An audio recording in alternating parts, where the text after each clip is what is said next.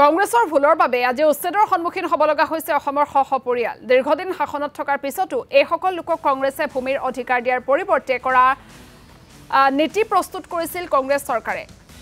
এই কথা ব্যক্ত কৰিছে অসম গণ পৰিষদ দলৰ বৰপেটা জিলা সমিতিৰ সভাপতি তথা প্ৰাক্তন বিধায়ক গুণীন্দ্ৰনাথ দাসে। নিৰ্বাচন চমু চাপি অহাৰ লগে লগে ধৰ্মীয় সংখ্যালঘু এলেকা বাগমৰা চৰত অনুষ্ঠিত এক সাংগঠনিক সভাত মন্তব্য কৰে নেতাগৰাকীয়ে। লগতে অজাপৰ সভাপতি লুৰিণজ্যোতি গগৈক আনলাকি ৰাজনৈতিক বুলিও কটাক্ষ কৰে গুণীন্দ্ৰনাথ দাসে। সভাত কেইবাজনো নেতৃস্থানীয় লোকে যোগদান কৰে অগপত। আপনি যেটো প্ৰশ্ন কৰিলে এই প্ৰশ্নটো মই ভুল বুলি ক'ব লাগিব, কাৰণ আপুনি ক'লে যে বিজেপিৰ চৰকাৰৰ আমলত সংখ্যালঘু ৰাইজক অত্যাচাৰ কৰা বুলি কৈছে।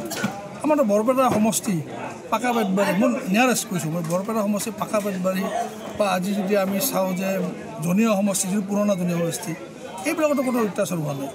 এতিয়া অত্যাচাৰ কৰিছে আপোনাৰ অত্যাচাৰ যে হ'ব বুলি কয় যে আপুনি উচ্ছেদ হৈছে, উচ্ছেদ কাৰ্য কি কাৰণ হৈছে আপোনাৰ সকলোৱে কৈছে, আমাৰ বক্তাসকলে কৈ আছে যে আপোনাৰ এইটো আমাৰ সুপ্ৰিম কোৰ্টৰ নিৰ্দেশত হৈ আছে। এইটো কংগ্ৰেছৰ আমলতে এইবিলাক অৰ্ডাৰ আছিল।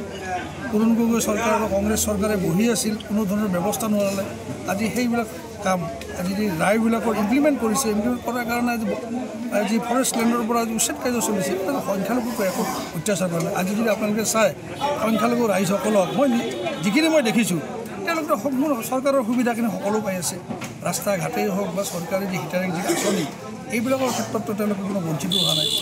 আপুনি যদি এইটো কথাই কয় যে উচ্ছেদৰ ক্ষেত্ৰত যিটো আপোনালোকে নিজে জানে, আচলতে কংগ্ৰেছ চৰকাৰৰ ভুল সিদ্ধান্তৰ কাৰণে আজি সংখ্যালঘুক বিশ্বাসঘাতকৰ কাৰণে আজি এই পৰিস্থিতিৰ সৃষ্টি হৈছে। ছাৰ, আজি কৰ্মী সভাৰ জৰিয়তে চেঙা সমষ্টিবাসীক কি আহ্বান জনাব?